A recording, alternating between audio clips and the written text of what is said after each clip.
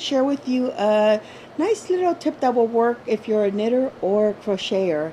So this is a tip for when we get so excited and we want to start a different project, but it requires maybe the same needles that we're using for a project that we had already started.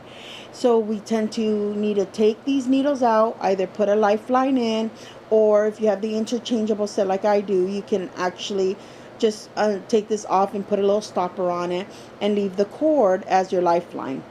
So we don't, it could take time by the time we pick this project back up. It could be weeks, months, sometimes years. I'm guilty of that. So, but we come back to this project and we're left wondering, ooh, what needle size was I using for this at the time? And so this is to help you know when you're ready to come back to it, what needle size or hook size you were using. So with those little craft beads that you can buy at any craft store that has all the letters and numbers, you can slide it onto a safety pin. I found these cute little ones that they hang straight down. So since this is a size 11 knitting needle, I got 2 ones and I put it right onto a safety pin. And then from here, you can either put it right onto your little stitch marker and clip it on there, and that way you know when you're ready to come back that you were using size 11s for this project.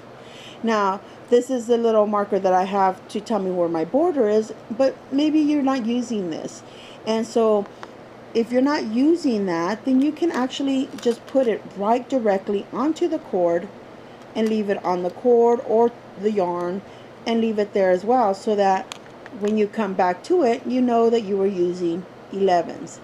And maybe you like to use these little plastic ones. It works for that as well, as long as the opening is wide enough.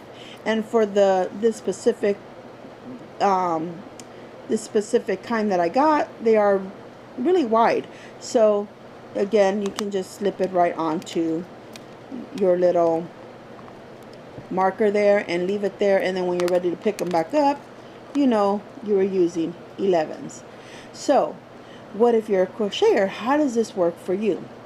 So let me pull up a crochet project that I actually am working on. This is just a ripple pattern that I'm doing in red, white, and blue. And here's the little plastic marker, and for this project I actually was using a K. Now for the crocheting, it actually works double duty. If you put it onto the very last loop that you stopped at, when you pull on if the string gets pulled, it actually prevents it from unraveling. So this will work whether you're using the safety pin or this little clippy marker.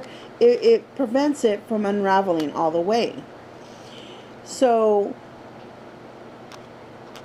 if you don't want to use these clippies, you don't want to use the safety pins, you can even just tie it onto a piece of string, tie a little knot on it, and have it just like that. Now this says H. I did not use an H for this project. I did use a K. That's why the K is on here. But for example purposes, I wanted to show you, even if you just have just some yarn on there, just put it in between either your stitches, or if you have a nice little hole, you can put it through the hole and just get the end and just kind of leave it there and tie it there, and you can have it ready to tell you what size hook you were using for this particular project. Now the only thing you do need to keep an eye on is the little holes. Now if you're using these plastic clippies, it's actually kind of thick, so you would need something with a larger hole to be able to slide right through. Now I found this was actually like the first set that I first picked up and I bought it for a whole different other project, but for this, because the hole is so tiny, it actually doesn't fit on the plastic clippy. But it will fit if you have a safety pin. If you have a safety pin, you can slide it right through and use the little, this one. That's the only thing you have to keep in mind, is watch for the little hole and whatever method you're using. This little hole, if your yarn is very thick, it's going to be you know, extremely difficult to try to slide this through that little tiny hole. You would need to go thread, or you know, find somehow, you know, to something much thinner. Dental floss might work also. You can use it for if it's that small. So also in the little square ones that I got, there's even the little heart, and I thought this was actually for, you could use the heart for your favorite hook. We all have one. We all have our preferred hook that we would prefer to use if we could for every single project. You can use this heart for your favorite hook. So if you see that you have a heart there, it's like, oh, that I was using my blank, whether it's an H, a K, an L, and you know, we all have different preferences that we like. So you can even use the heart for your favorite hook as an option as well.